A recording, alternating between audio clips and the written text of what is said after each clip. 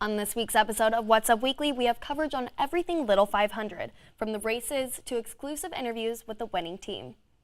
And graduation is just under 3 weeks away, and many are preparing for their life after the degree. We have more on how seniors are managing the stress and preparing for their future. What's Up Weekly starts now.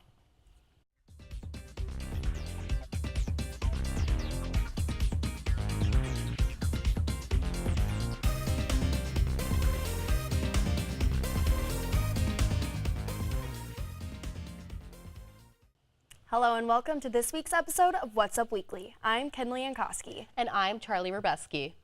They say that college is the best 4 years of your life, but also that it can go by in the blink of an eye. Graduation is less than a month away, and some seniors have big plans in their future. Senior Megan Pritchett is leaving small-town Indiana to move to the big state of Texas. Never even crossed my radar. I went there randomly for the interview and was like, maybe I'll like it, probably not. Kind of did not think I would. And then I ended up falling in love with it. And now I'm a Texas girl. She will be working as a business analyst trainee at JCPenney, where she'll analyze merchandise and pick out new items. Senior Jacqueline O'Sullivan will be moving to Chicago, Illinois, working at Grainger as an inventory planning analysis, and she believes IU has prepared her well for this opportunity. In the Kelley School of Business, it does a really good job of making sure that you're prepared for anything when it comes to interviewing or talking to employers, even at your internship itself, and making sure that you're prepared to move on for the future. They both agree that they'll miss the people they've met here at IU and the fun times they've had. It's difficult to even think about leaving some of the most important people that I've ever met, and most of my friends are going to a bunch of different places. I'm the only person going to Chicago after graduation. Everyone's from so many different places, and you get to meet people that normally wouldn't cross paths in your life. Megan and Jacqueline are going to Europe before they start their new jobs, and they are so excited for what is to come. Undergraduate spring commencement will take place at Memorial Stadium on Saturday, May 4th. Seniors like Megan and Jacqueline are sad to leave behind a big part of their lives, but are proud of everything that they've accomplished here at IU.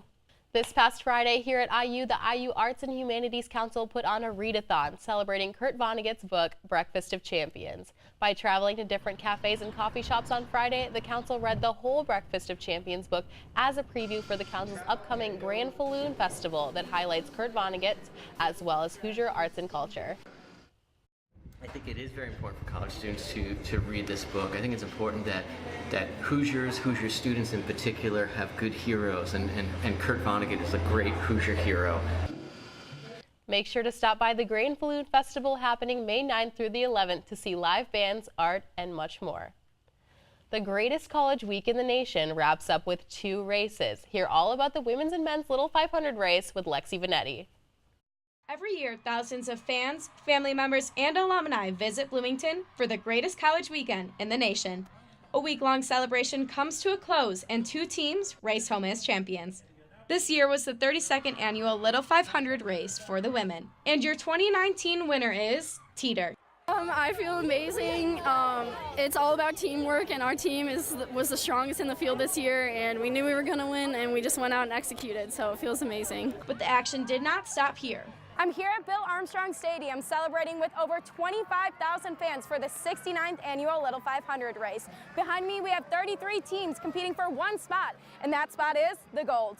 This year, a new champion was in sight as Pi Kappa Psi was in first at lap 190. But old habits die hard, and the Cutters came in hot on the last laps and won for the 2nd year in a row, marking their 14th win in history. I'm pretty satisfied, honestly. It's a great feeling to do this back-to-back with this program. This is the plan we set forth the whole year, to have Noble on the bike at the end. We trusted him. We knew if we had him on the bike at the end that we were going to pull it off, and we did. For more information and results from this year's Little 500, head to iusf.indiana.edu. We'll see who races away as the 2020 champions on April 24th and April 25th. For What's Up Weekly, I'm Lexi Vanetti. And we actually have Lauren Britt and Hannah Lewis from Teeter Cycling here in studio with us. Congratulations, you guys, on such a huge win, and thank you for being here. Thank you, guys. Yeah. So I know Teeter is a residence hall on campus, obviously, but why is it the name of your bike team? So a woman named Nellie Showers Teeter was the first woman elected to the IU Board of Trustees a little while ago, and our dorm is named after her. So we think it's cool that as the last remaining women's dorm team on campus in Little Five, that we have a really empowering role model that our dorm is named after. So that's where the name comes from. So do you guys all live in the dorm right now? A couple of us who are freshmen do. Okay. I do not, and Hannah doesn't. Okay. But 2 of our girls do right now. Yes. Okay. And what is your team dynamic or your relationship with each other, like as teammates together? I would say that we're all like very close friends, and I say it all the time, like I'm so glad that like I met them and that we hang out all the time because they're just like one of my best friends. Right. So do you guys have like a definitive team leader, or is it kind of like all together? We're a pretty democratic group, but if you have to label someone, I'm the team captain. Okay. Every single person has a role that they play, and if we lost someone, there would be a definite hole. Everyone's pretty different, so they all bring something to the table. I guess I handle administrative stuff, and when push comes to shove, I'll do what we need, but everyone plays a part. So take us back to race day. What were you guys feeling going into the race, during the race, and what was happening after you won? So on race day, we actually don't start racing until 4 o'clock on Friday. So there's a lot of hours in the morning leading up to the time that we start racing that we need to keep our cool. So we try to go to breakfast with our alumni every year on race day, and then we just hang out all day and try to keep nerves in check and stay off our phones so that we're not reading about the weather or anything else, because at that point it doesn't matter. We go to the track a couple hours in advance and we bring all of our equipment and things, and honestly, from that point on, the day goes by very quickly. It's hard to remember a lot of specific moments in the race. There's just so much energy and feeling that we kind of just, I don't know, it's like autopilot at that point. We practice at the track every day, and that's where the race is, so we're very comfortable there. But it's a blur. It feels like it happened a year ago, but it also feels like it was just an hour ago. Right. And, yeah. So what was your plan going into the race versus what actually happened during the race? Did it go as planned, or what happened? So our training all year long has us prepared for anything. We have a coach that gives us training workouts to do that put us in the best position to react to anything that happens. But this was a different race than what I've ever seen before for the women, because one of the teams, the ski and snowboard cycling team, they made a pretty aggressive, effective attack really early on in the race, much earlier than we expected anyone to make a move. And at that point, it put us about a half lap down from the leaders, and that's a significant amount in the race.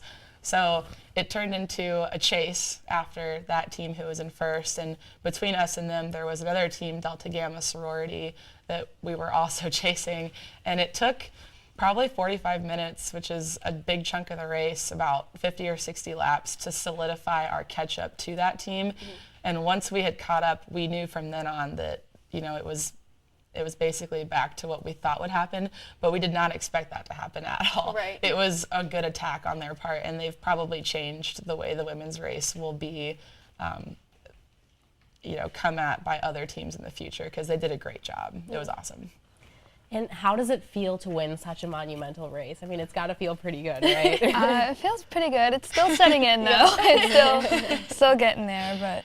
Yeah, it took watching the men's race and maybe even a little into the next day on Sunday for it to really hit me.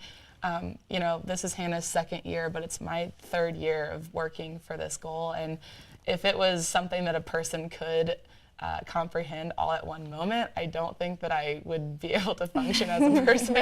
So it did take a few days to really set in, but now that it has, we're just loving the feeling. Right. It's awesome. So do you guys have any goals for next year? Do you want to win again? Well, I'm graduating, so. Yeah. That's the goal. That would be nice. Yes, that is the goal. Yeah. So. All right. Well, thank you guys so much for joining us, and we wish you the best of luck in training for next year. And coming up, we have everything trending with trending topics. That's right. Stay with us.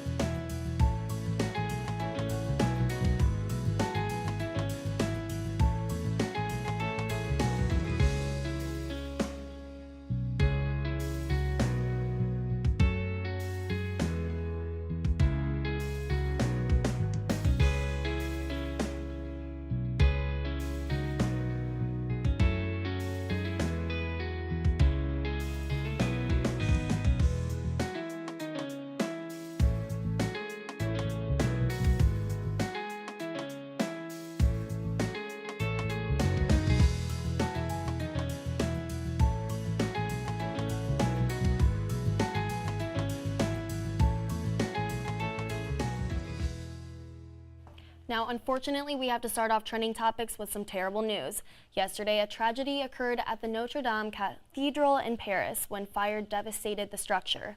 Over 400 firefighters attempted to save the 850-year-old building, but the spire and most of the roof were destroyed.